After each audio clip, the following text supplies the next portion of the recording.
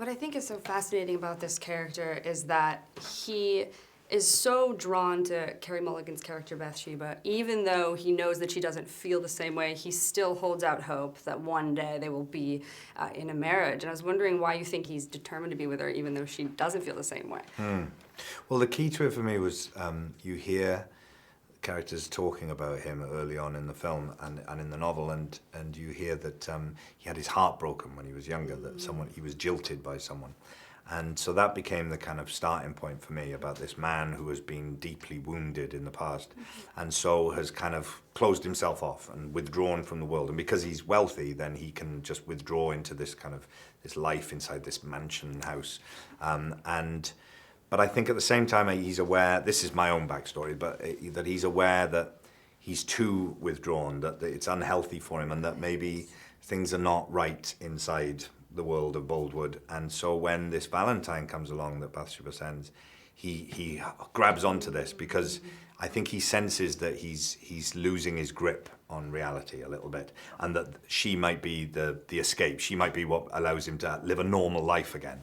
And once that process starts, I think his self-esteem was so dented and by the relationship in the past that he's like, no, you don't have to love me.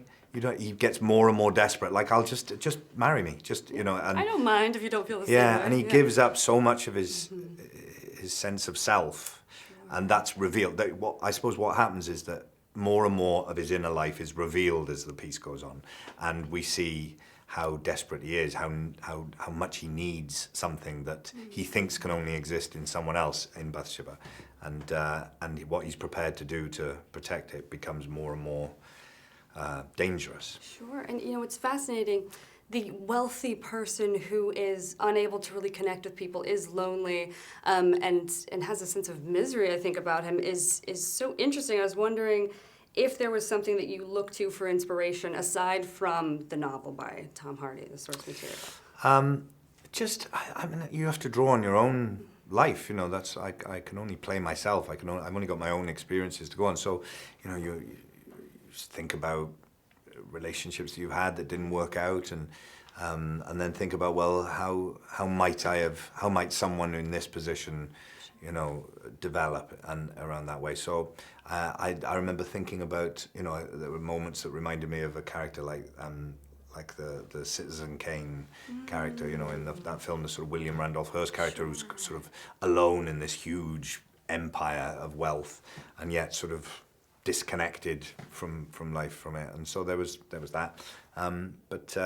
Yeah, you just sort of make an imaginative connection and then draw on your own experiences. I also thought it was interesting that he finds a certain reprieve in his relationship with Gabriel. They have this really interesting friendship. Yeah, that was something that came out of some of the improvisation we did before we started filming. That we did we improvised the first meeting between me and Gabriel and sort of out in a field, and we discovered that there was something that was that I recognized something in him of a man who's sort of content to be alone and you know, comfortable in the landscape and has a real feel for the countryside, and there was something kind of lone wolfish about both the characters, you know, that I think drew them to each other a little bit. That's really fascinating. I mean, Matthias was saying something about because Gabriel is so connected to nature that there's this serenity about him, and I think both of these characters, they have this calm about them. They don't really express themselves outright. There's a lot of inner turmoil you can see reflected. But I think that's if Gabriel has a serenity, Boldwood doesn't have a serenity at all. The outward thing might look sort of calm, certainly at the beginning of the film, but he's got something very different going on underneath. So I think maybe it's the serenity in Gabriel that Boldwood sees and admires in him. I think he admires Gabriel. Yeah. And there's another element too.